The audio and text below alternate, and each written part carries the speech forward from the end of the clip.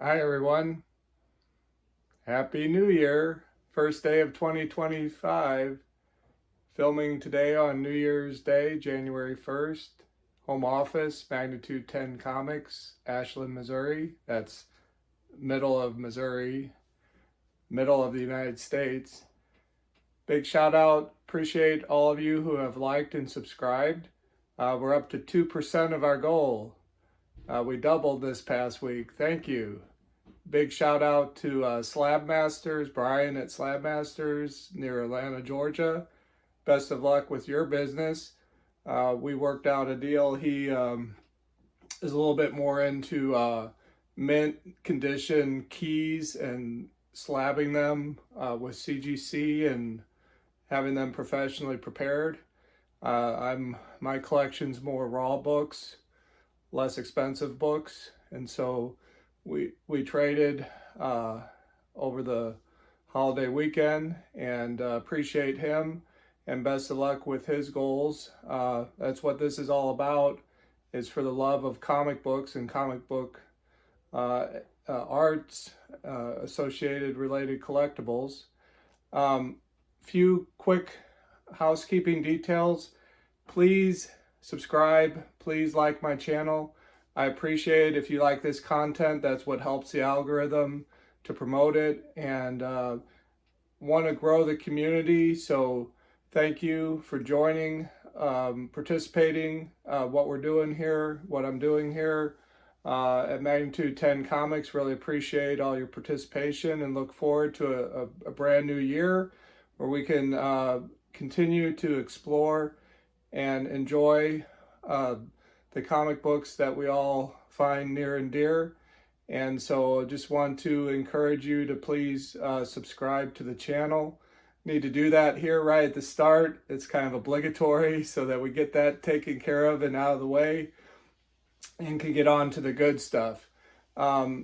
Besides that, just wanted to let you know that appreciate all the customers who've come through Mimi's Antique Mall in Warrenton. That's at the Warrenton Shops off of I-70 behind Rural King. The booth started to expand, and we'll be offering magazines like this Eerie and Creeps, even heavy metal. And for this year, we'll also be starting to offer for high grade copies, slabbed copies of new and older back issues. Then also offering artwork is available there. So thank you for shopping at Mimi's Antique Mall, the Magnitude 10 booth. And then for those of you who are online customers, I did have a chance. So far over the holidays, I've added 6 short boxes to the website. So we're up to 1,000 offerings. Now, the less expensive, some things are even offered at $2, $3, $5, up to maybe $10, $15. For the most part, those I'm not going to post to eBay. It just doesn't make sense to put those on eBay with the kind of the associated fees that are involved. So do take a look if you're a collector trying to collect a certain series. I am going to be filling this in. So that tells me for the core collection that'll be offered on Magnitude 10, I have another 24 short boxes, so there'll be approximately 5,000 comic books. There's already 50 different titles to choose from, and that's available at magnitude10comics.com. Okay, well, now as promised, we'll move on to the press and get an update there on how things are turning out. We'll be right back. Okay, we're all set up and back to take a look at what's been going on here with the pressing project. So as I mentioned in the first video I made, I had set aside a number of comic books as I was going through them. I also have a lot of backing boards and dividers in here, but these represented books that needed a press. They may also have needed to be cleaned, but they, in some way or another, I felt that they could benefit from pressing to smooth out folds or wrinkles, and more than what the tack iron could do.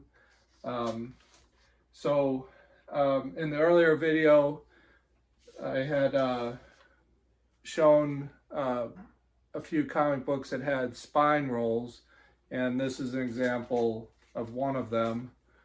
And so you can see the press has restored this to a decent copy. You know, it's not high grade by any means, but definitely something that could be read and kept as part of a collection. Strong mid-grade copy without that nasty spine roll. So it'll lay flat and can be bagged and board, stored nicely with a bag and board. So these were, some of these were less expensive that I pulled out of dollar or even maybe 50, 60 cents, 25 cents. There were a whole bunch of ROM comic books. I read ROM, and so you know, you can see here this one had wrinkled up, especially here. So not so much dirty, but a little bit of a oxidation shadow down here, but definitely a press would take that out, or that's the goal at least, right? So not a high value, doesn't have a high book value, something that isn't really sought out on the market, but for those of us that read and enjoy comic books, this had a certain nostalgia for me because I read this as a teenager and enjoyed it and wanted to put that collection back. I long time ago gave away I had probably 60, 80 of these. I think the whole run was about 75 issues, and I had most of them and had read most of them. But that you're talking about 40 years ago. So kind of looking forward to putting this series back together, and when I have time in my old age, retirement, be able to read back through that. You know, that's how it kind of goes. So the point though is that this is an inexpensive comic book that I could start to experiment with and see how the results were. Try to dial in anything that was causing issues. Try to see if I could make improvements on the pressing. So I have a bunch of those, and then I did have quite a few a little bit more valuable books that would definitely benefit. Take some of the wrinkles out, some of the folds out that just had accumulated over the years, like this X-Men. This is issue 165, and there's, you know, some work there that could be done with a press and would make this a much nicer copy. Okay. So moving on, last time we showed the little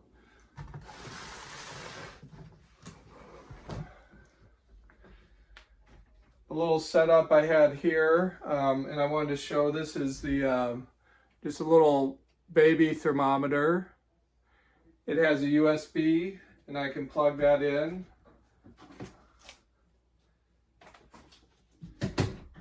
I'm not sure if I showed that in operation last time. If any part of this is not of interest or you've already got this part covered, just go ahead and fast forward. Okay, so And I have, even though this clamshell press is 15-inch and theoretically could handle 2 comic books, I'm just doing one at a time. So this will be a several-month project to get through. There's over 50 books, 50, 60 books there that I've set aside. So, you know, at one a day even, that would take more than 2 months. So this will be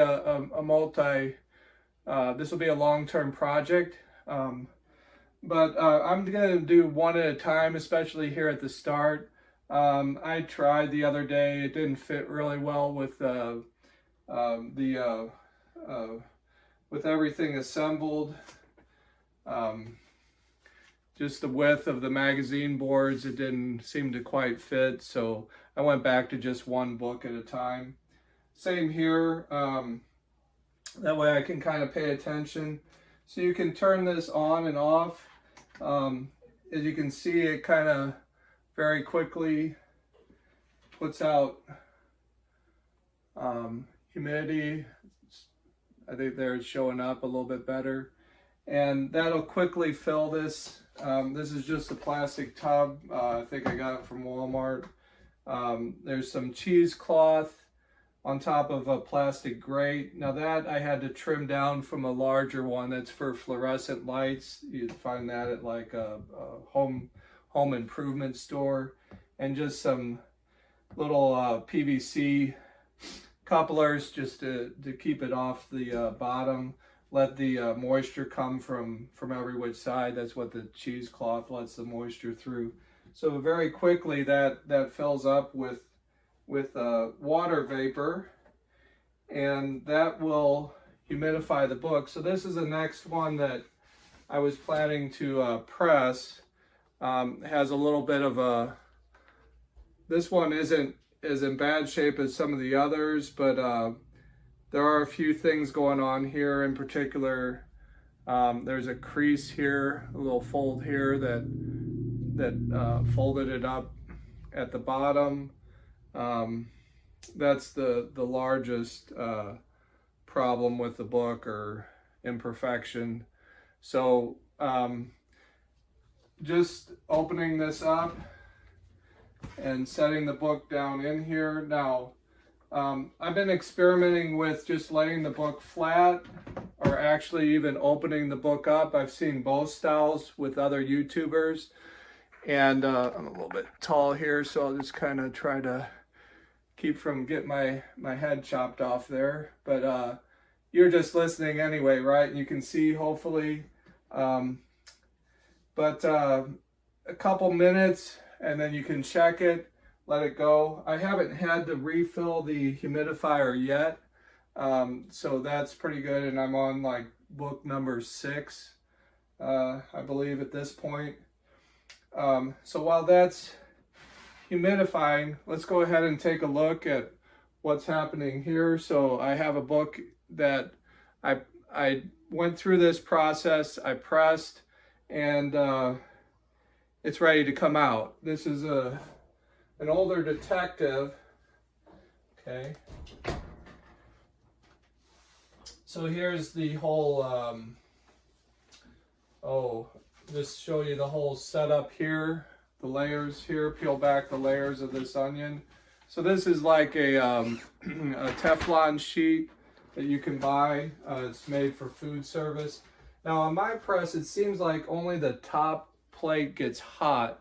So I'm viewing that as the surface that I want to expose to the press. If the top is, or the bottom, whichever side. So but this metal plate, apparently the idea there of a metal plate is to help further distribute the heat. And this conducts heat very well. And again, you can get this in a home improvement store. I think I picked this up at Lowe's or Home Depot.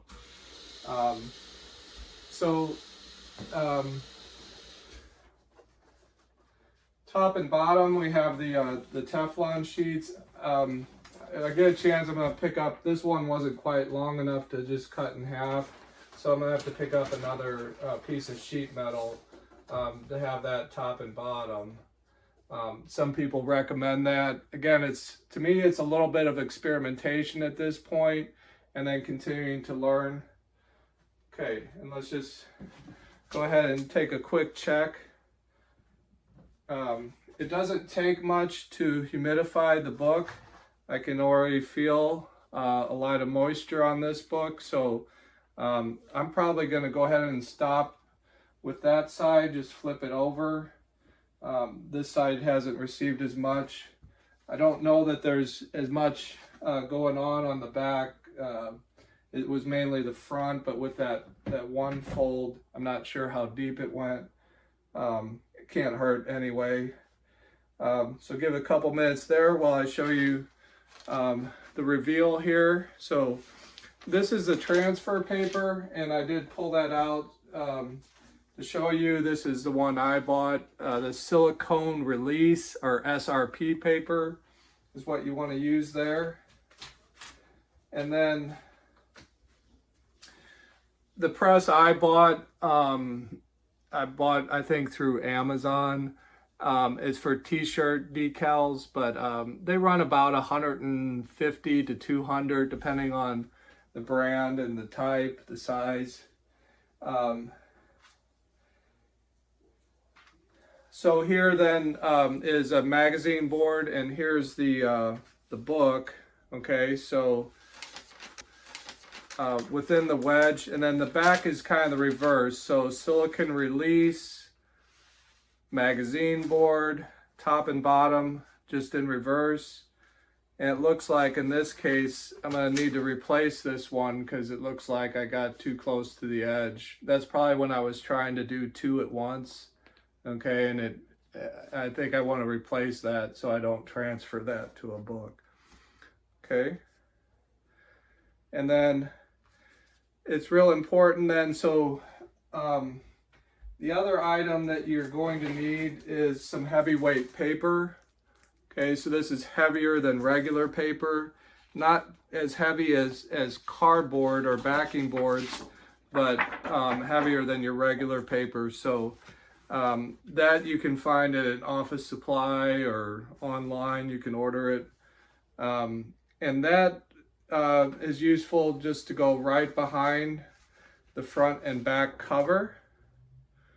Okay, so we have one in the back cover, and then we have a magazine board tight up against the centerfold staples, right? So a book is, if it's 32 page comic book, there's 16 sheets stapled in the middle and folded, becomes a 32 page comic book, right? So, judging from where it was at, and I have some photos that I'll insert later into this video, showing some of the results. But all in all, I'm pleased with that. Again, this is not ever going to be in a high grade condition, but you know, for a collectible book, Detective 484, this is like from 1975. I'm sorry, 79. You know, now it's something that someone can enjoy, and much smoother. Took the wrinkles and so forth out of the cover. The front and back had probably been exposed to some moisture, and the cover was kind of wrinkled from the moisture, whatever it had been exposed to over the years. But now you have a decent, certainly a decent reading copy, maybe 3 or 4, but something that's definitely worth keeping. And for anyone that wants to read that, that's a nice comic book now. Okay, well, I'm gonna go ahead and remove this one, turn off the humidifier.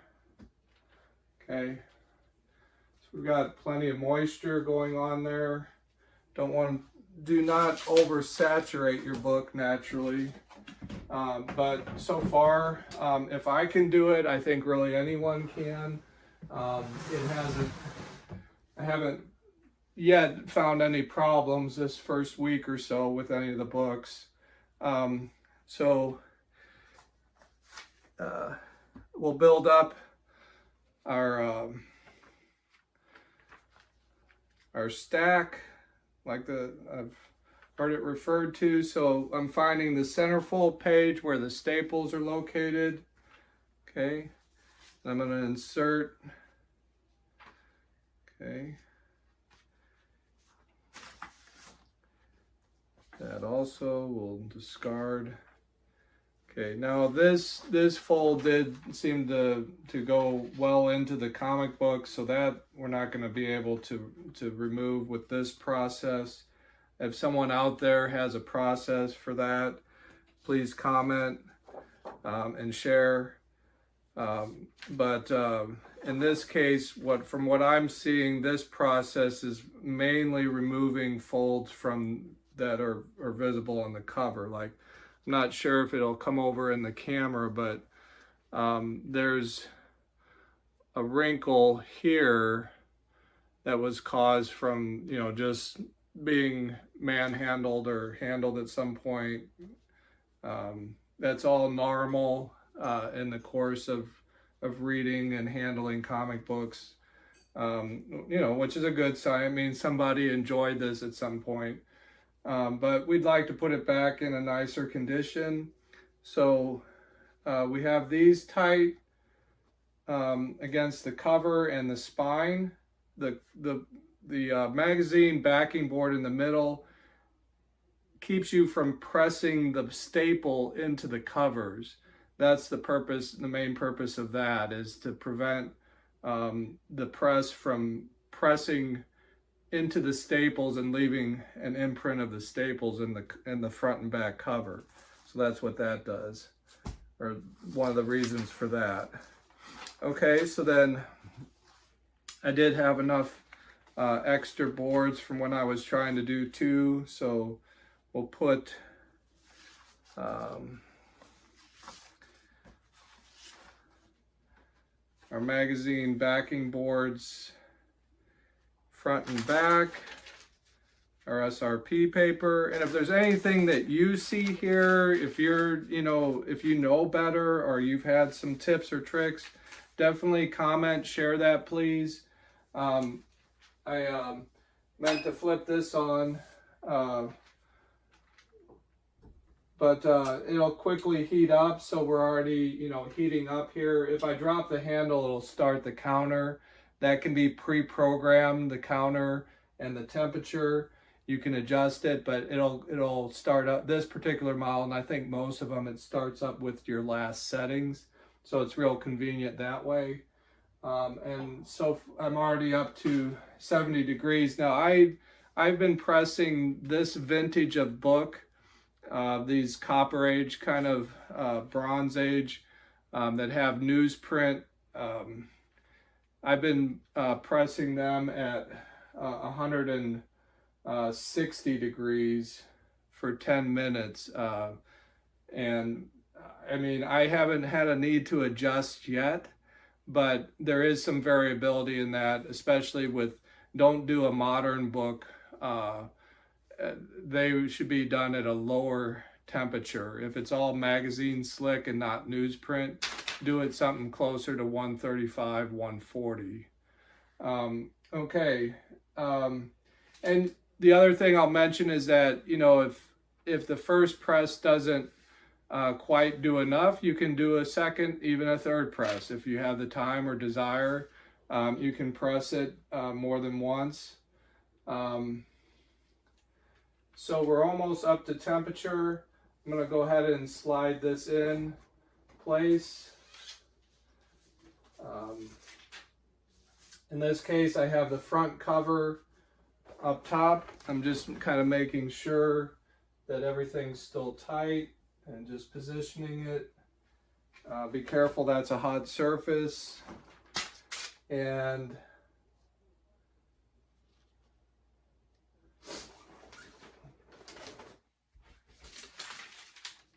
this kind of prevents it from scorching the paper.